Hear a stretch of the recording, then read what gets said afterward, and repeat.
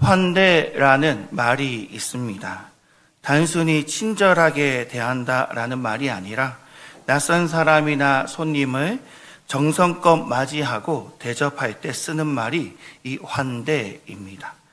교회는 새신자가 오면은 환대합니다.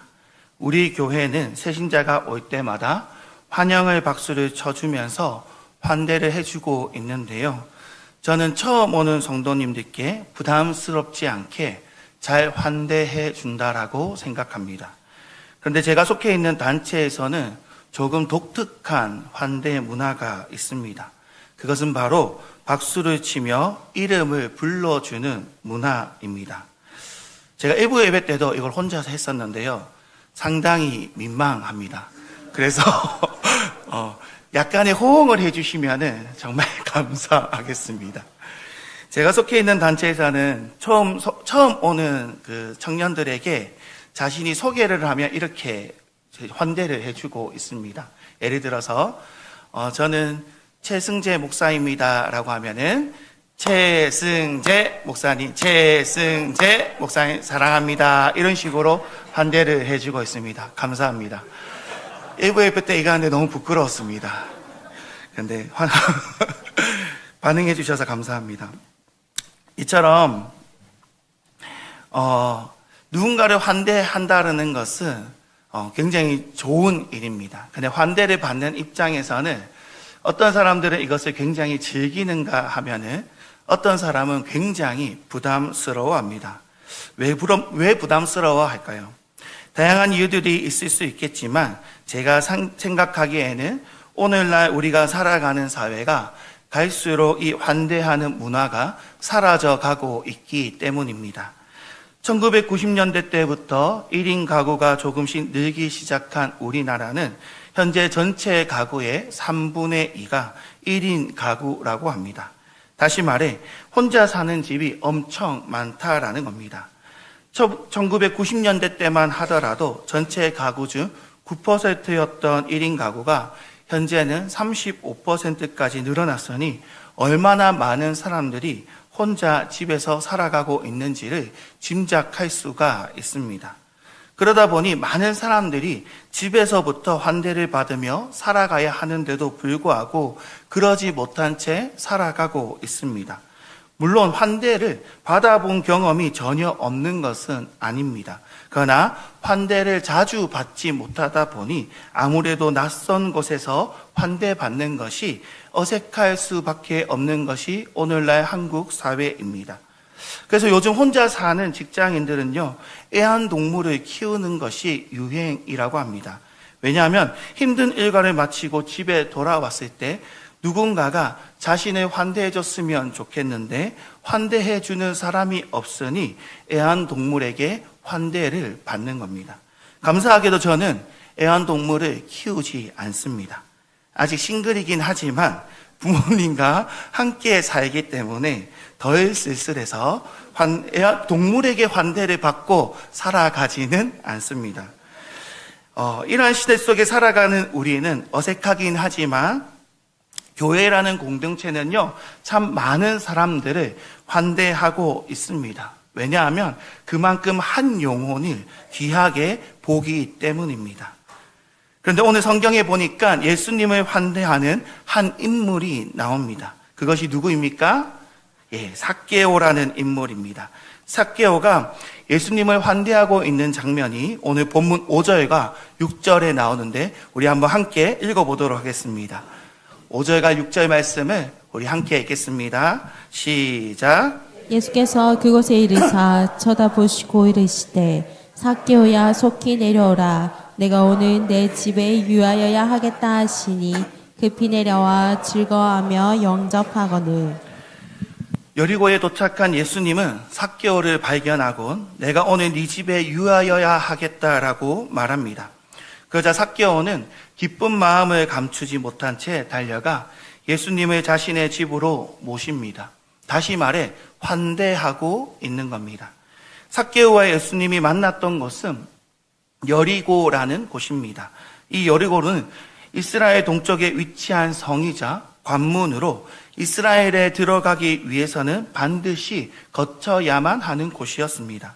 그래서 수많은 순례자들은 예루살렘에 들어갈 때 반드시 이 여리고를 지나가야만 했었는데요. 특히 매년 절기 때에는 엄청난 인파가 몰려 발 디딜 곳이 없을 정도로 사람들로 붐볐다라고 합니다. 그런데 오늘 본문에 보니까 예수님께서도 제자들과 함께 마지막 유월절을 지키기 위해 이 여리고 성을 지나가고 있습니다.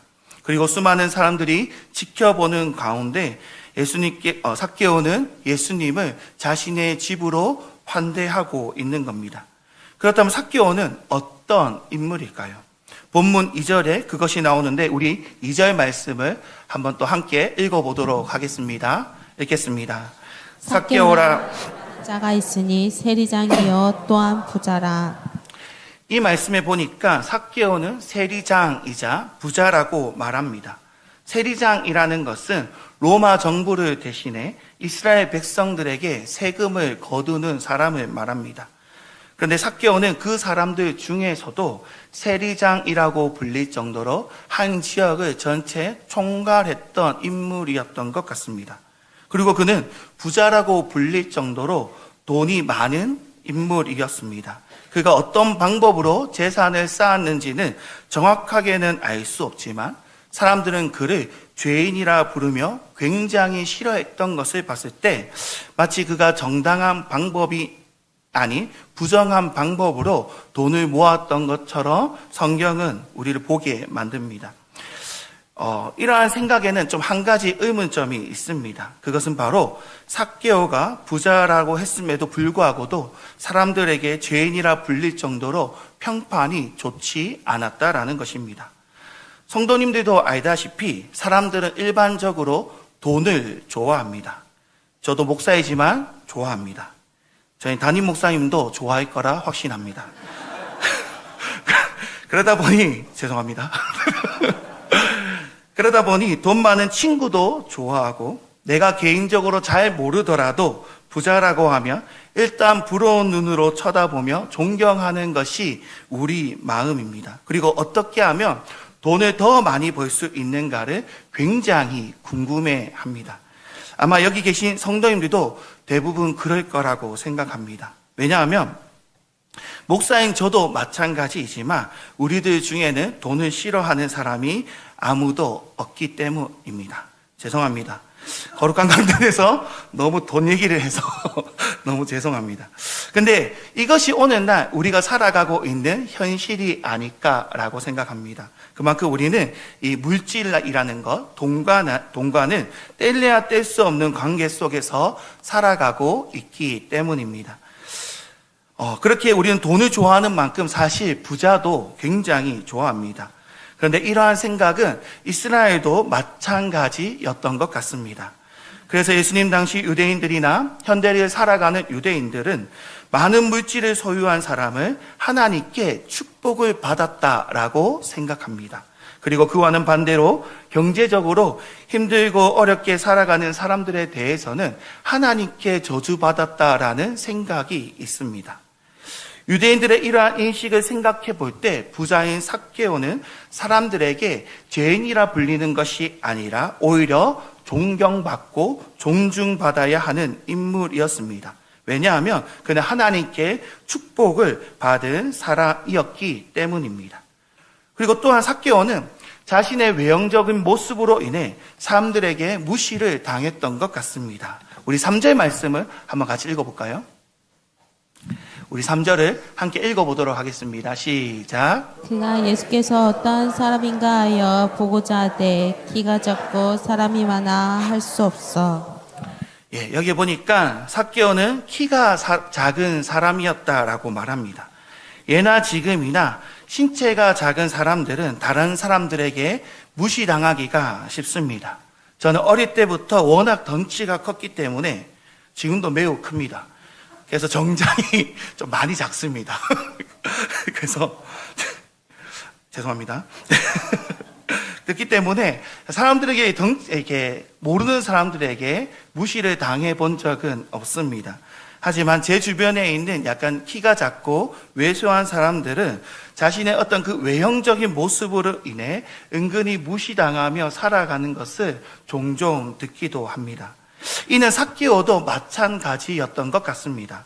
그랬기에 그는 예수님이 여리고성을 지나간다는 소식을 듣고 그를 보기 위해 길거리에 나섰지만 사람들이 길을 비켜주지 않아 어쩔 수 없이 멀리서 예수님과 그의 일행을 바라봐야만 했던 것입니다.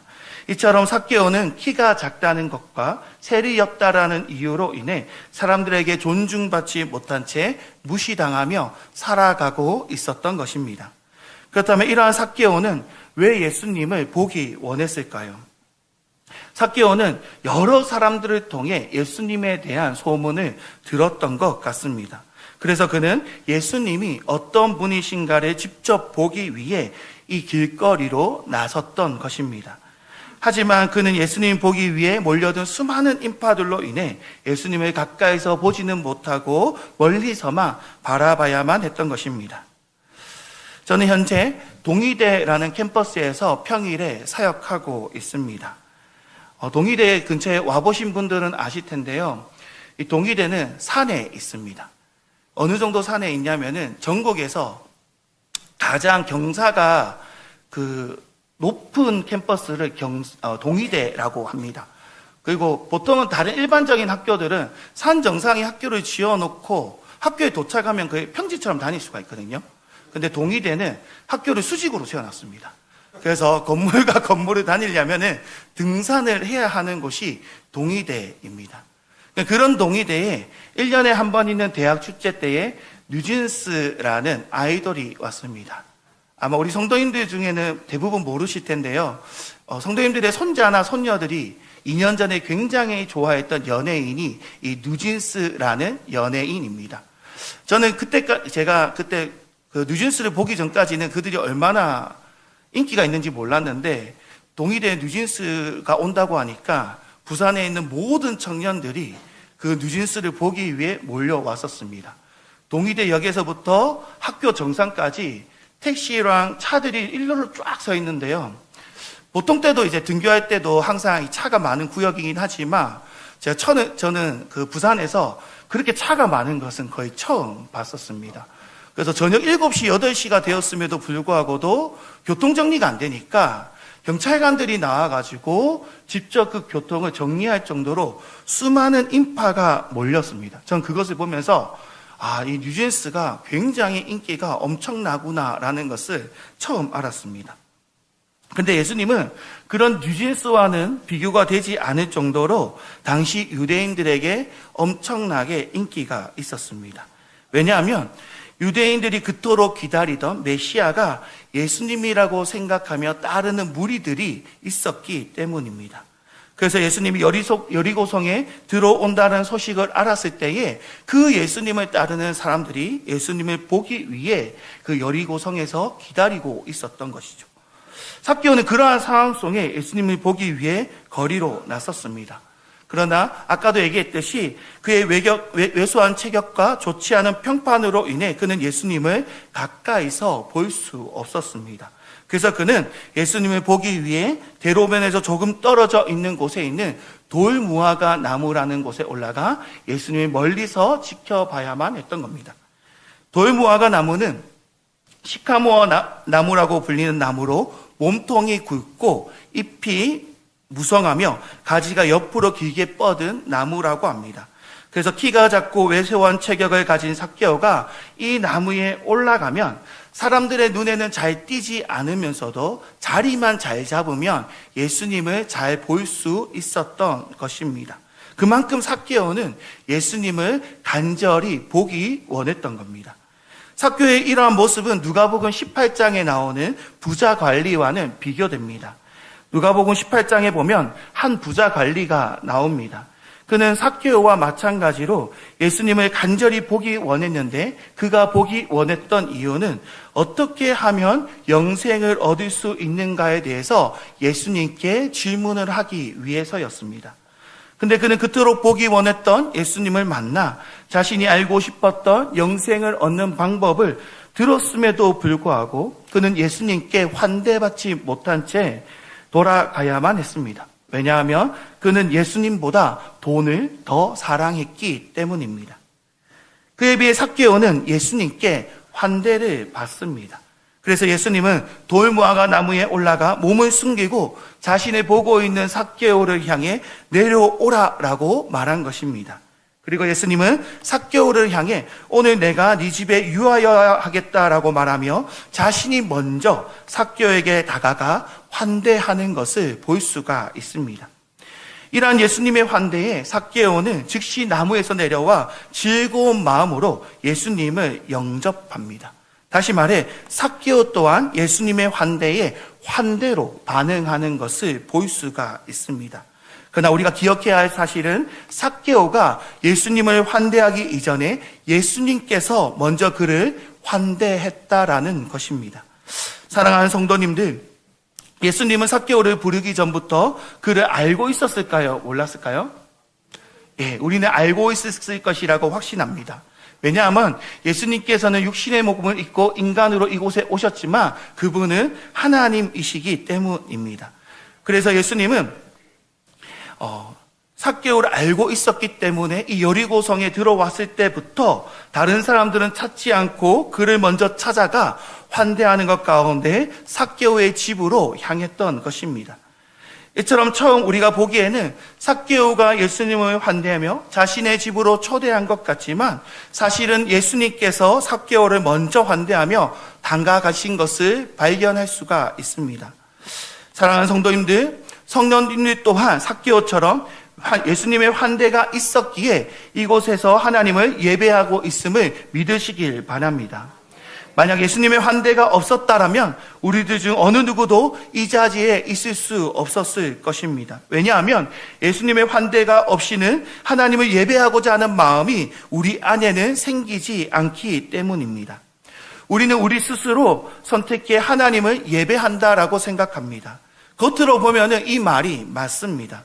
그런데 지난날 우리가 어떻게 하나님을 예배하게 되었는가를 살펴보면 우리의 노력이나 의지로 하나님을 예배한 것이 아니라 하나님께서 우리를 인도하시고 부르셔서 예배의 자리로 나오게 된 줄 믿습니다. 다시 말해 예수님의 환대가 있었기 때문에 지금도 우리는 하나님을 예배하고 있는 겁니다. 저 역시 그랬던 것 같습니다.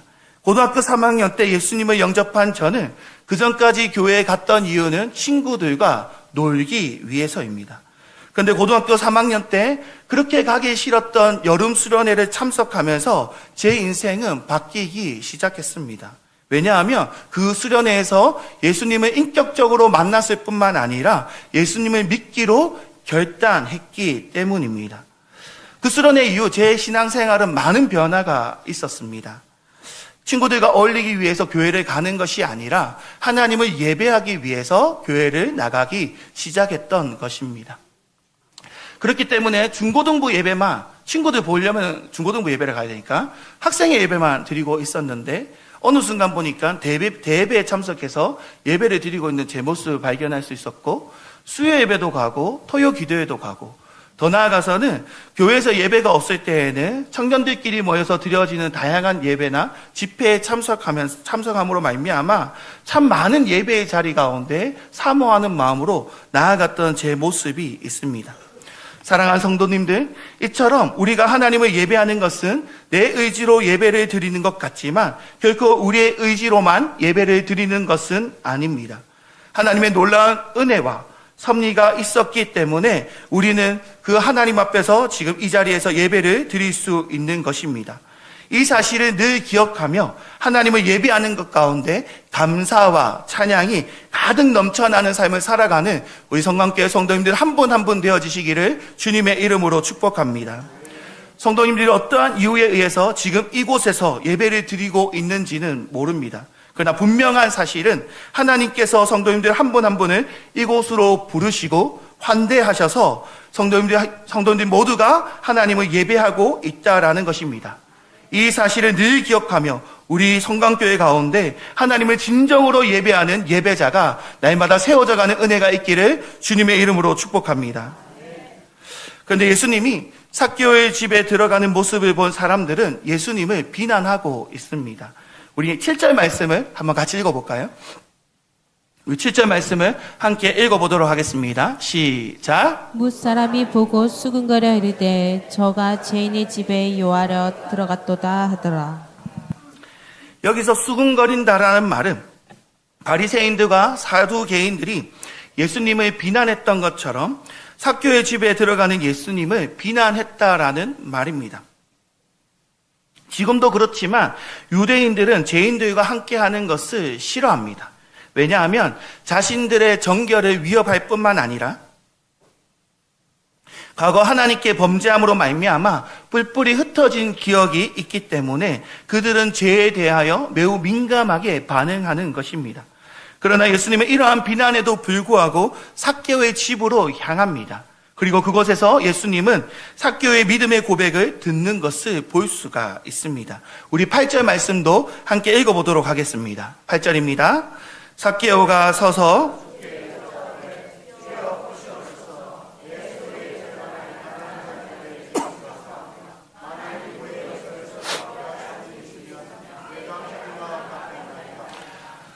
삭개오는 자신이 갖고 있는 재산의 절반을 가난한 자들에게 주겠다라고 약속합니다.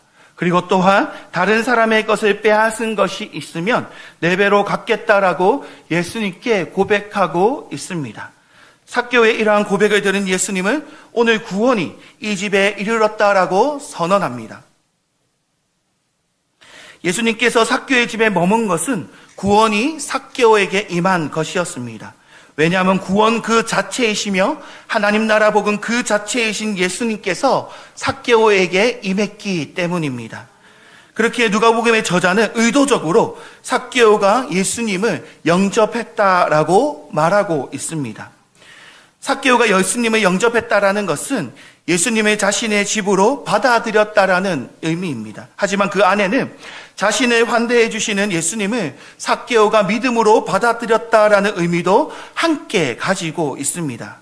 그렇기에 삭개오는 자신에게 임한 그 구원의 은혜와 감격 속에 앞으로 하나님 앞에서 어떻게 살아가겠다라고 결단하고 있는 것입니다. 예수님은 그런 삭개오를 향해 아브라함의 자손이라고 부릅니다. 세례 요한이 회개에 합당한 열매를 맺는 사람이 아브라함의 자녀라고 했던 것처럼 회개에 합당한 열매를 맺고 있는 삭개오를 향해 예수님께서 아브라함의 자손이라고 부르고 있는 것입니다. 스스로 아브라함의 자녀라고 믿었던 유대인들은 예수님을 비난했지만 예수님께서는 오히려 죄인이라 불렸던 삭개오를 향해 아브라함의 자녀라고 부름으로 말미암아 진정한 아브라함의 자녀가 어떠한 자인지에 대해서 가르쳐주고 있는 겁니다. 그래서 예수님께서는 자신을 향해 비난했던 자들을 향해 마지막으로 이렇게 이야기하고 있습니다. 우리 마지막 10절 말씀을 함께 큰 목소리로 읽어보도록 하겠습니다.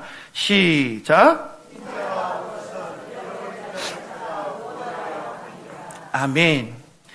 인자이신 예수님이 이 땅에 오신 이유는 잃어버린 자를 찾아 구원하기 위해서입니다.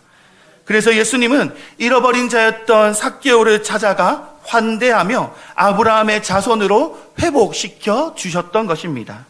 이는 우리도 마찬가지입니다. 주위 사람들이 우리를 어떻게 대했는지는 알 수 없지만 우리 또한 삭개오와 같이 잃어버린 자였습니다. 그런데 예수님께서는 우리를 먼저 찾아와 주심으로 말미암아 하나님 나라 복음을 듣게 하시고 구원해 주신 것입니다. 이 사실을 믿음으로 받아들일 수 있는 우리 성도님들이 되었으면 좋겠습니다.